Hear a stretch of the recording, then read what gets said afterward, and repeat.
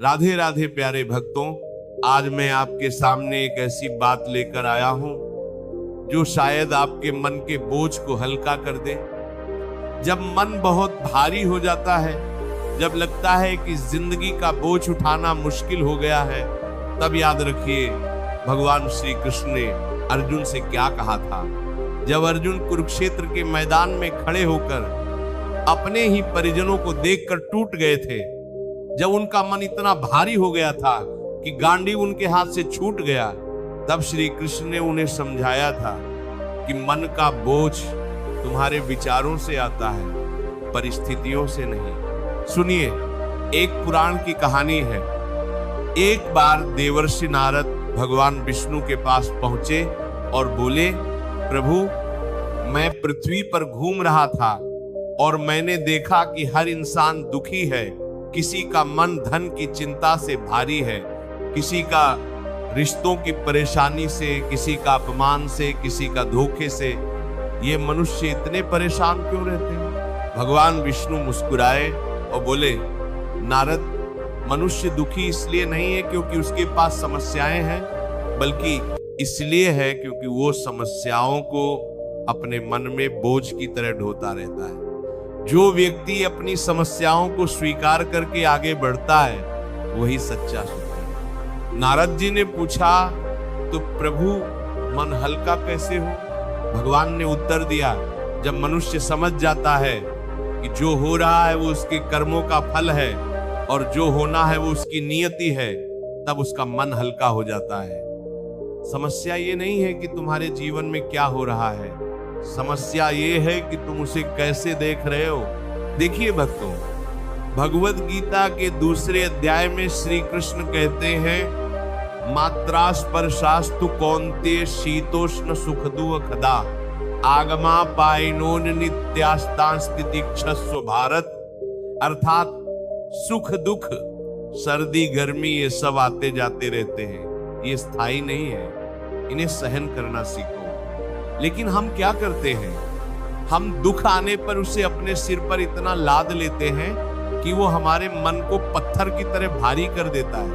आपके मन में ये सवाल उठ सकता है कि जब रिश्तों में धोखा मिले, जब अपने ही पराये हो जाएं, जब मेहनत के बाद भी सफलता न मिले, तब मन हल्का कैसे रखें?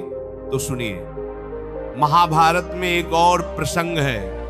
जब द्रौपदी का चीरहरण हो रहा था, उस समय उनका मन कितना भारी रहा होगा, सोचिए। सभा में बैठे उनके 5 पति, उनके बुजुर्ग, उनके गुरुजन, कोई भी उनकी मदद नहीं कर पा रहा था। उस समय द्रौपदी ने क्या किया? उन्होंने सब कुछ छोड़कर सिर्फ श्री कृष्ण को पुकारा।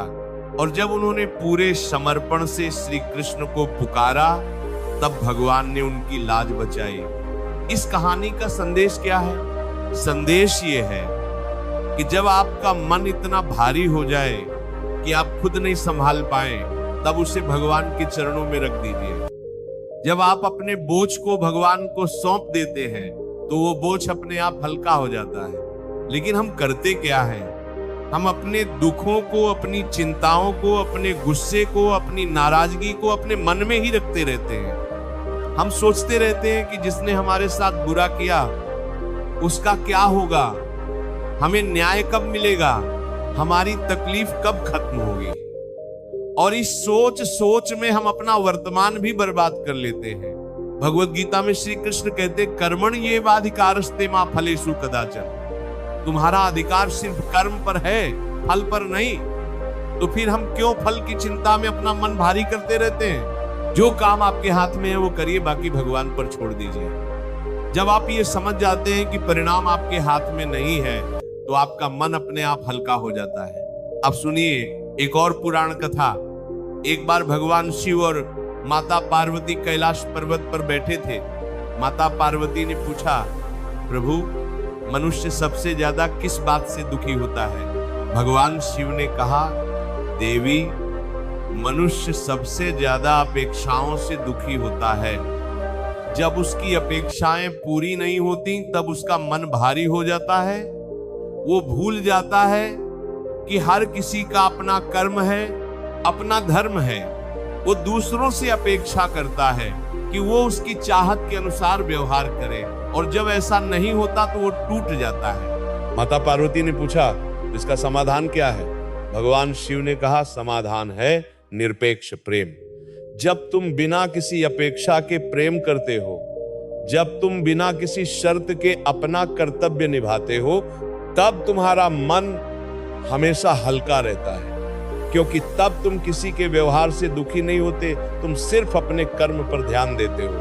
यही तो श्री कृष्ण ने भी अर्जुन को समझाया था। उन्होंने कहा था कि तुम्हें लड़ना है, क्योंकि ये तुम्हारा कर्तव्य है, तुम्हारा धर्म है। इस बात की चिंता मत करो कि सामने तुम्हारे अपने लोग खड़े हैं। जब तुम धर्म के रास्ते पर चलते हो तो भगवान तुम्हारे साथ होते हैं। देखिए भक्तों, मन का भारी होना स्वाभाविक है। हम इंसान हैं, हमारे पास भावनाएं हैं, हमारे पास दिल है। जब कोई अपना धोखा दे जाता है तो दुख होता है, जब मेहनत बेकार चली जाती है तो निराशा होती है, जब अपमान होता है तो गुस्सा आता है। ये सब सामान्य है, लेकिन इन भावनाओं को अपने अंदर इकट्ठा करके बैठे रहना, इनके बारे में बार बार सोचना, इनमें डूबे रहना, ये गलत है। भगवद गीता में एक बहुत सुंदर श्लोक है, दुहकेष्वनुद्विग्नमनाः सुखेषु विगत स्पृहा वीतराग भय क्रोध स्थित धीर मुनिरुच्यते।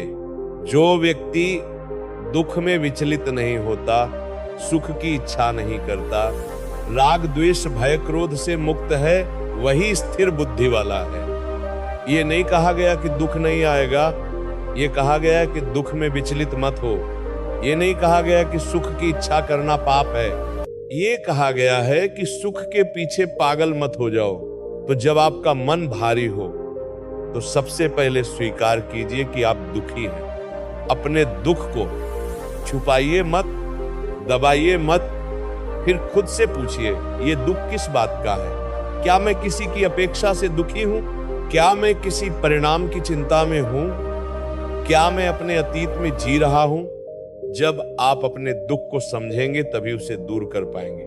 श्री कृष्ण ने गीता में एक बात और कही है, यदा यदा ही धर्मस्य ग्लानिर्भवति भारत अभ्युत्थानम धर्मस्य तदात्मानम सृजाम्यहम्।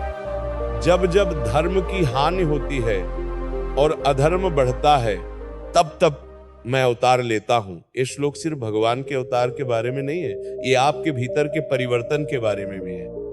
जब आपके जीवन में अंधकार छा जाता है, जब आपका मन इतना भारी हो जाता है कि आप टूट जाते हैं, तब आपके भीतर एक नई शक्ति, एक नई ऊर्जा का जन्म होता है।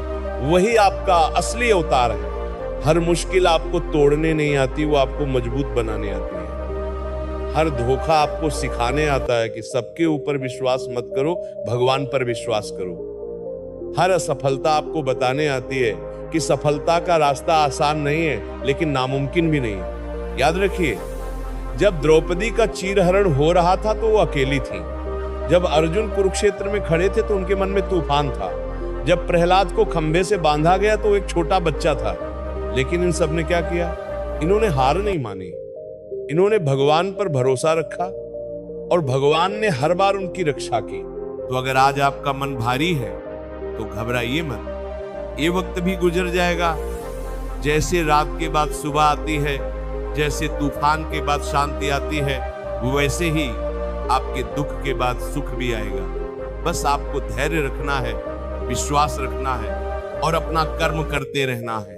श्री कृष्ण ने कहा है, योगस्थः कुरु कर्माणि संगम त्यक्त्वा धनंजय सिद्ध्य सिद्ध्योहा समूभूत्वा समत्वम योग उच्यते।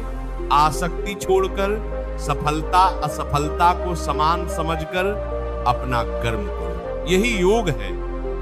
जब आप परिणाम की चिंता छोड़ देते हैं, जब आप सिर्फ अपने कर्म पर ध्यान देते हैं, तो आपका मन अपने आप हल्का हो जाता है।